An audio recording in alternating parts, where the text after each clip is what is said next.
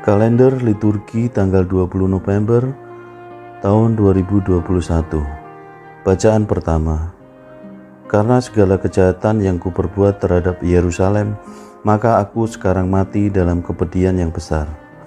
Pembacaan dari kitab pertama Makabe. Pada waktu itu Raja Antiochus menjelajahi wilayah pegunungan Persia. Didengarnya kabar bahwa Elymais, sebuah kota di negeri Persia, termasyhur karena kekayaan perak dan emas. Lagi pula di kota itu ada sebuah kuil yang sangat kaya, karena di sana disimpan alat-alat perang emas, serta baju baja dan senjata yang ditinggalkan Alexander, putra Filipus, raja dari Makedonia, yang mula-mula menjadi raja atas orang-orang Yunani. Maka Antiochus pergi ke sana dan berusaha merebut kota itu serta menjarahnya. Tetapi ia tidak berhasil, karena maksudnya ketahuan oleh penduduk kota itu. Mereka memberikan perlawanan kepada raja, sehingga ia melarikan diri dari situ, dan dengan menyesal mau kembali ke kota Babel. Kemudian datanglah seseorang ke daerah Persia, memberitahukan kepada raja bahwa bala tentaranya yang memasuki negeri Yudea sudah dipukul mundur. Khususnya Lisias yang berperang dengan bala tentara yang kuat telah dipukul mundur oleh orang-orang Yahudi. Orang-orang Yahudi itu bertambah kuat karena senjata, pasukan, dan banyak barang rampasan yang mereka peroleh dari tentara yang sudah mereka kalahkan. Mereka telah membongkar juga patung berhala yang didirikan oleh raja di atas mezbah di Yerusalem. Mereka telah memagari bait suci dengan tembok-tembok yang tinggi seperti dulu. Demikian pula halnya dengan Bet-Zur, salah satu kota raja. Mendengar berita itu, maka tercenganglah raja dan sangat kacau pikirannya. Ia merebahkan diri di ranjang dan jatuh sakit karena sakit hati, sebab semuanya tidak terjadi sebagaimana diinginkannya. Berhari-hari raja berbaring di ranjangnya dan terus-menerus dihinggapi kemurungan besar. Ketika merasa akan meninggal, dipanggilnya semua sahabatnya, lalu dikatakannya kepada mereka, "Tidur sudah lenyap dari mataku, dan hatiku hancur karena kemasgulan." Maka dalam hati aku berkata, betapa besar keimpitan dan kemalangan yang menimpa diriku sekarang ini. Padahal aku ini selalu murah hati dan tercinta dalam kekuasaanku. Tetapi teringatlah aku sekarang akan segala kejahatan yang telah kuperbuat terhadap Yerusalem dengan mengambil perkakas perak dan emas yang ada di kota itu, dan dengan menyuruh menumpas penduduk Yerusalem dengan sewenang-wenang. Sekarang aku menjadi insaf bahwa semuanya itulah sebabnya aku ditimpa malapetaka ini. Sungguh aku sekarang jatuh binasa di negeri yang asing dengan amat sedih hati. Demikianlah sabda Tuhan. Syukur kepada Allah. Bacaan Injil. Allah bukanlah Allah orang mati, melainkan Allah orang hidup. Inilah Injil Yesus Kristus menurut Santo Lukas. Dimuliakanlah Tuhan. Pada suatu ketika datanglah kepada Yesus beberapa orang Saduki yang tidak mengakui adanya kebangkitan. Mereka bertanya kepada Yesus, "Guru, Musa menuliskan untuk kita perintahkan ini.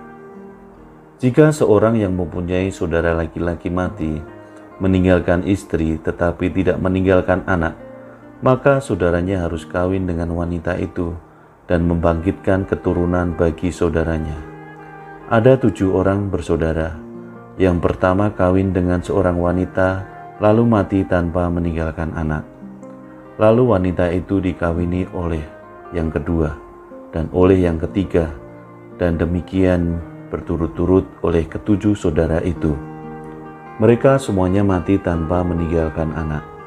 Akhirnya perempuan itu pun mati. Bagaimana sekarang dengan wanita itu?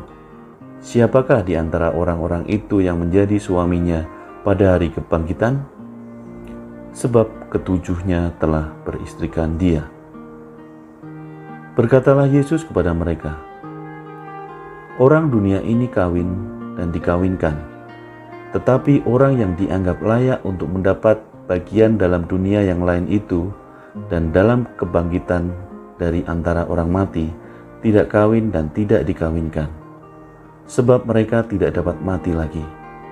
Mereka sama dengan malaikat-malaikat dan menjadi anak-anak Allah karena mereka telah dibangkitkan. Tentang bangkitnya orang-orang mati, Musa telah memberitahukan dalam nas tentang semak duri, di mana Tuhan disebut Allah Abraham, Allah Ishak, dan Allah Yakub. Ia bukanlah Allah orang mati, melainkan Allah orang hidup, karena di hadapan Dia semua orang hidup. Mendengar itu beberapa ahli Taurat berkata, "Guru, jawabmu itu tepat sekali." Maka mereka tidak berani lagi menanyakan apa-apa kepada Yesus. Demikianlah Injil Tuhan. Terpujilah Kristus. Pembacaan renungan. Manusia cenderung mementingkan diri sendiri atau menganggap diri sendiri lebih unggul dari orang lain. Raja Antiochus menganggap dirinya sebagai raja yang baik hati. Namun dalam kenyataannya, ia dikenal sebagai raja yang kejam. Menjelang kematiannya, ia melihat ke belakang tentang bagaimana dulu hidupnya sebagai raja. Ia pun memberikan penilaian kepada dirinya sendiri. Aku sudah menjadi insaf, bahwa oleh karena semuanya itulah, maka aku didatangi malapetaka ini. Lihat 1 Makabe bab 6 ayat 13. Ia menyesali perbuatannya agar tidak menjadi halangan baginya untuk masuk ke dalam hidup abadi. Orang Saduki tidak percaya akan kebangkitan. Oleh karena itu, mereka dengan sengaja datang kepada Yesus dengan tujuan untuk menolak ajarannya dan sekaligus mau menjebak Yesus dengan sebuah pertanyaan. Yesus menjawab dengan membuka pikiran mereka bahwa orang di dunia kawin dan dikawinkan. Namun orang yang dianggap layak mendapat bagian dalam kebangkitan orang mati tidak akan kawin dan dikawinkan. Inilah makna kebangkitan, yakni kehidupan baru sebagai anak-anak Allah. Namun sebenarnya mereka datang bukan dengan maksud yang baik untuk mencari kebenaran, tetapi justru mau menolak dan menunjukkan bahwa pendapat merekalah yang benar.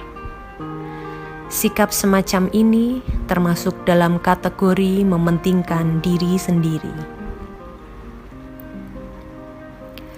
Ya Allah, bukalah hati kami, supaya selalu siap dituntun oleh Roh-Mu, agar kami lebih mengutamakan kehendak-Mu daripada keinginan duniawi kami.